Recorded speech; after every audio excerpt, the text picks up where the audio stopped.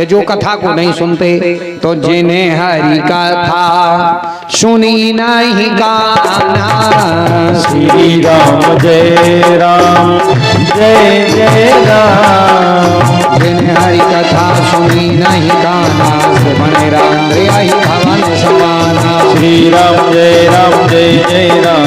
श्री राम जय राम जय जय राम। जिन्हें हरि कथा सुनी नहीं गाना श्रवण राम रे भवन समाना। श्री राम जय राम जय जय राम। श्री राम जय राम जय जय राम।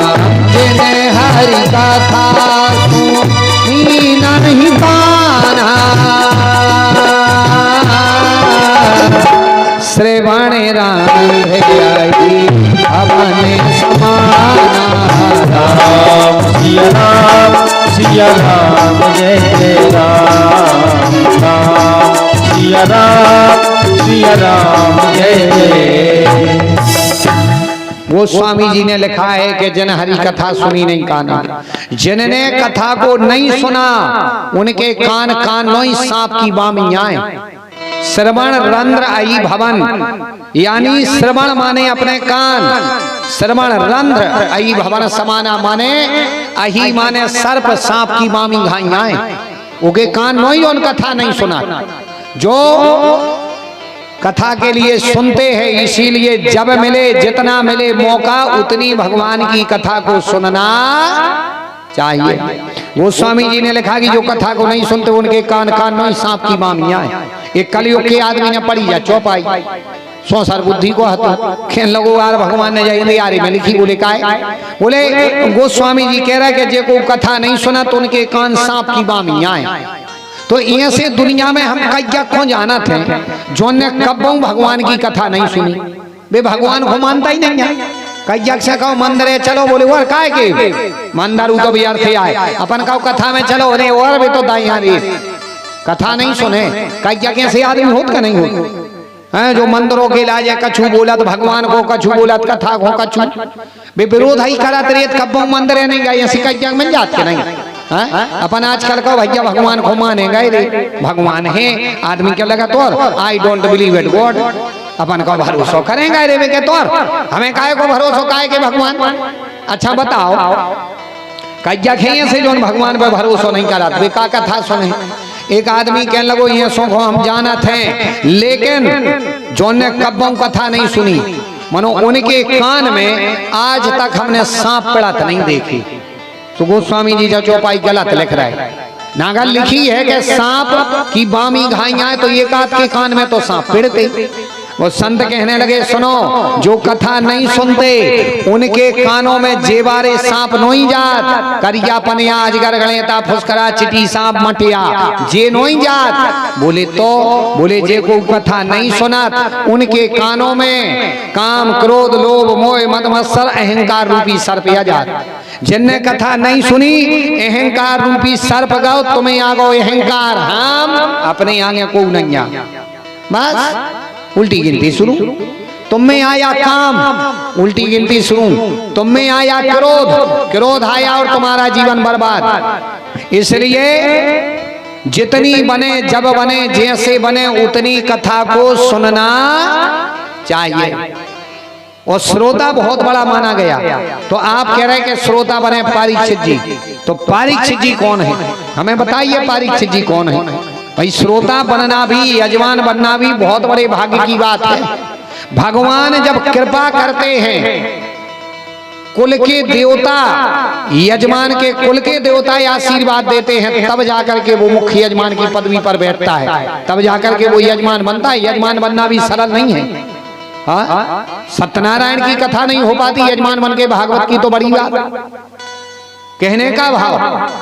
इसलिए जब जहां पर मिले भगवान कृपा करते हैं तो उतनी कथा को जरूर सुननी चाहिए। अब ये कहने लगे सरकार तो बताओ यजमान के इतने बड़े भाग्य माने गए हैं तो हमारे लिए बताओ परीक्षित जी कौन है। ये कहने लगे सुनो परीक्षित जी कौन है, बिल्कुल ध्यान से सुनना। जब महाभारत का युद्ध हो गया, युद्ध होने के बाद में महाभारत का युद्ध होने के बाद में और ज्यों ही युद्ध हुआ सो ही युद्ध लगभग अंतिम पड़ाव पर था। कौरव प्राय मारे जा चुके थे, एक दो बच्चे थे। दुर्योधन और दुशासन अधमरी अवस्था में थे। इनके पास में अश्वत्थामा पहुंचा। अश्वत्थामा जाकर के कहने लगा, मित्र हमें ये बताओ, हम तुम्हारी क्या मदद कर सकें।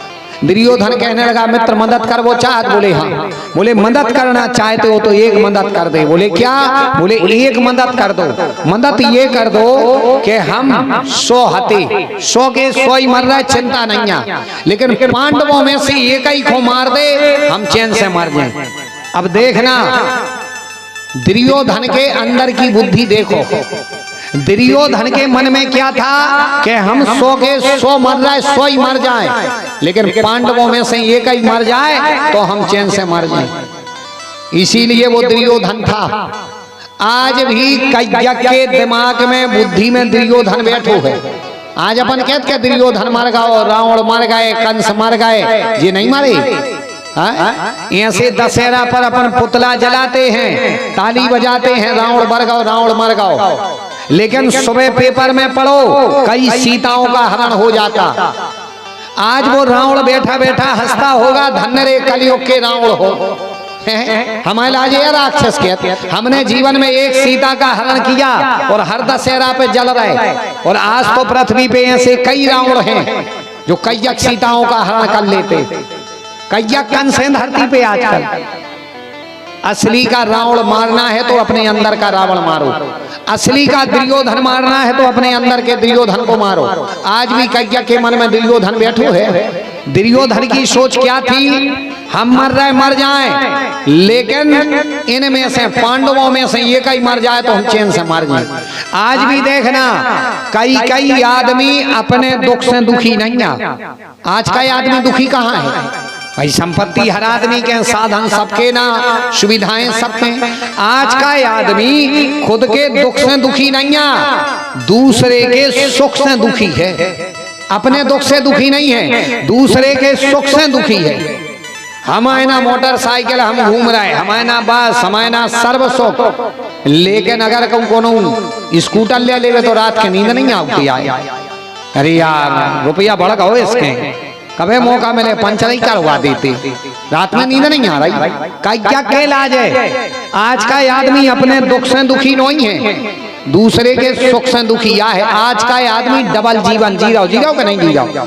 डबल जिंदगी जी रहा हो। जी इतनी डबल का बताएं, डबल जिंदगी जी इतनी डबल जिया थे। अच्छे आपको ने बताइयो, इतनी डबल जिंदगी जिया थे कि जैसे 1 किलो मई में 5 किलो मई में माछी गिर जाए तो अपन उन्हें क्या करा?